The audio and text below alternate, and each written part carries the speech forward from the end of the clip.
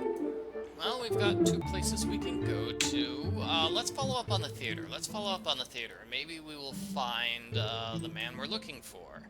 Oh, he's right here. Gu Chaun.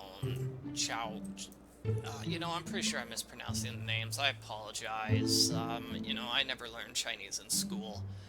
Enjoying the show? Marvelous, simply marvelous. To think that the Zhao sisters were in town and I only found out about it yesterday. You look like someone who appreciates good music. Are you also an admirer of the twins' famous piper duet? I'm not here for the music. I appreciate the artistry and skill on display, but I'm not here for the music.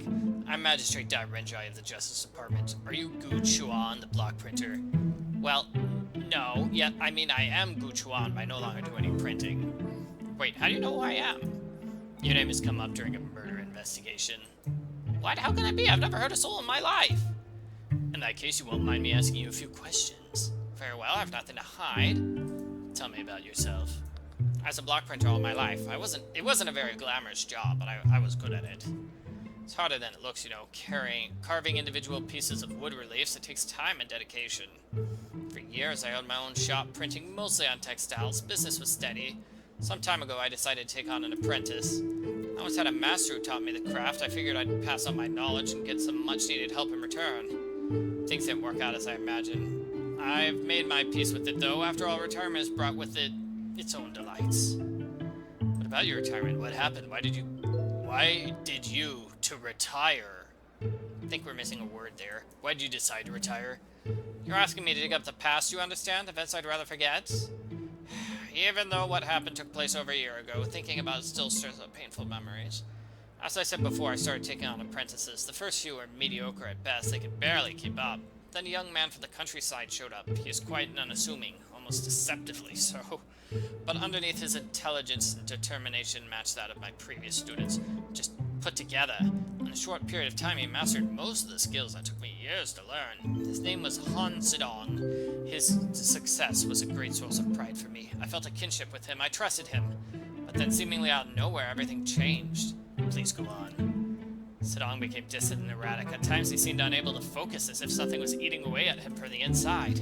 On those days he'd simply ignore my instructions and practice engraving the same symbol over and over again. I often wondered what thoughts had him so obsessed, so haunted. But alas, I never did muster the courage to ask. One day things reached a new low. For reasons I've yet to understand, I found he'd stolen an entire roll of silk. When I confronted him, he became hostile. He called me a slave for not seeing the truth, for not supporting his mission. But in reality, I had no idea what he was talking about. That was the last straw. I had no choice but to turn him away. That was the last time I saw him.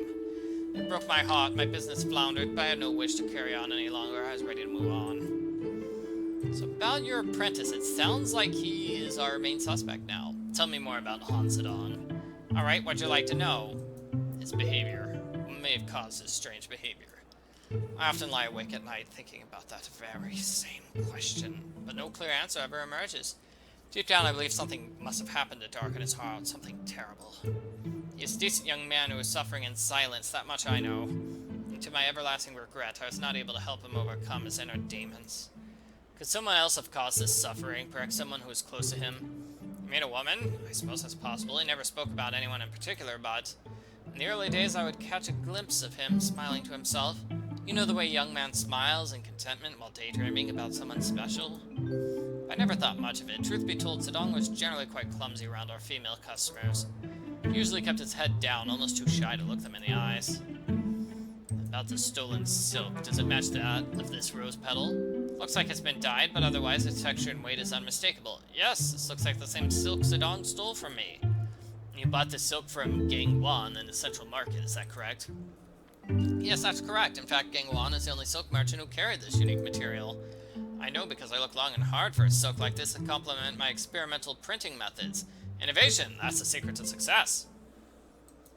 You said he repeatedly carved the same symbol. Do you recall what it was or what it meant?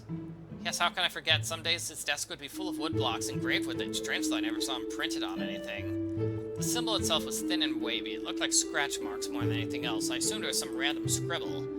I'll show you the random piece of paper I've got. Maybe you'll recognize one of them. About his past. What do you know about his past? Sidong was an orphan and a drifter. He spent most of his childhood moving from place to place on the other side of the Wei River. For most of his life, he was poor and maltreated. Never really loved, never completely abandoned, he was invisible. When I met him 2 springs ago, he had just arrived in the city and was looking for work. I took a chance on him, a decision I don't regret.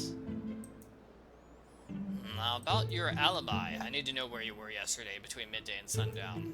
My wife and son have been out of town visiting family up north this week, so I spent most of my time in the afternoon visiting old friends. Yesterday I met with 3 of them for a friendly afternoon card game before going for a stroll in the market. That's when I decided to stop by Mrs. Cho's for a famous fish soup. I think I had 2 bowls, or maybe 3. In any case, I stayed there for a while before heading back home at dusk. Do you know where I can find Han Sidong? He used to have a little shack by the river, but I don't know if he still lives there. Here, I'll mark it on your map. But before you go, there's one more thing you should know. Just before we parted, Sidong handed me a piece of paper. He said it was a matter of life or death, and I should keep it on me at all times. He said someone would eventually come looking for him, and that when it happened, I should give that to that person. I don't know why, but I think he knew that you were going to find me. Here, it's yours now. Maybe you can make sense of it. Man, this reminds me of Back to the Future, too. It's like he said someday somebody would come asking about me because I'm from the future. So you need to kill that person in order to preserve the timeline. But we don't want to preserve the evil timeline, and I'm getting distracted. Magistrate died. Do you really think Han Sidong is guilty? On second thought, don't answer that. I prefer not knowing. Okay, so Han Sidong has inner demons. So let's look at this strange note. By itself, the note makes little sense. What do the numbers represent? And why do some numbers appear to be missing? Yeah. Okay, so let's use the copied symbols on... Oh, okay, I can't do it. The sign introduced them as his house sisters. They're performing beautifully. Yep, okay. And it looks like I can't talk to the other person there. It's very interesting. Han Sidong's house. Maybe he still lives here. Maybe he doesn't. That looks like a murder weapon. Okay, I'll check out these things outside. Ooh, I can go down, check out this boat. This must be the boat the killer used for his getaway after murdering Jan Quiqui on the Paradise Clouds. So I'm really sure this guy is a murderer now. Wow, okay, that escalated quickly. It's bolted shut by a special-looking mechanism. I should be able to turn this handle in both directions. It's jammed. Looks like there's a missing handle.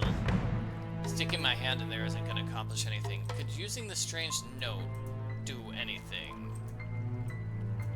Take a look at the strange note. 53794. Yeah, so clearly this person knew I would be coming. I wonder how he knew that. Is planning these murders for months and knew that eventually an investigator would come by to find the truth? Here's a rose. Oh my. The silk rose. He's leaving a trail for me to follow. It looks like just like the others, but why plant a fake rose in a real flower pot? That's odd. The stem is wet. Let's look at the flower pot. It's been watered. Why would you plant and water a fake rose? Unless it's meant to draw my attention. I mean, that's the only reason to do it. He wanted to make sure you saw the rose so you would know that this is the killer. Okay, can I use the flower petal on the rose? Very strange. Let me check the flower pot. There's something buried in here. A wooden contraption. Oh, I bet that's the handle. I should examine the door more closely to see how it works. Okay, use the door. Use the contraption on the door. I can turn the handles now.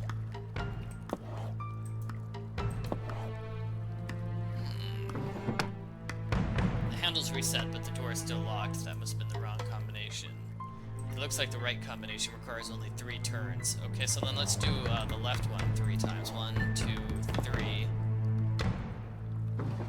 Wrong. Okay, so let's do left once and then right twice.